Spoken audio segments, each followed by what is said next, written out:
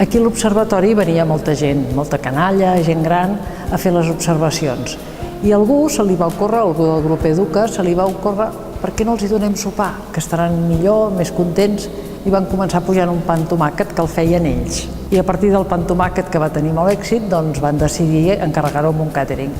2 nits a la setmana, 3 nits a la setmana, i ha acabat 7 dies a la setmana. L'any 2009 van venir 6.000 persones, el 2010 ja en van venir 7.000 i aquest any portem ja pràcticament ple quasi cada dia. Per tant, jo crec que la gent està molt interessada en el que oferim aquí.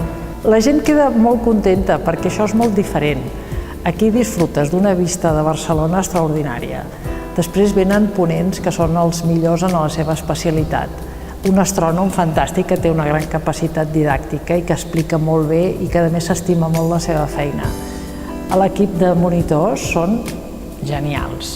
Aquí fan molt celebracions d'aniversaris, parelles d'enamorats que celebren també aniversari de l'un o de l'altre. Van venir uns senyors grans que feia 50 anys que estaven casats i els seus fills els hi van regalar. O sigui, venen molt parelles a fer celebracions.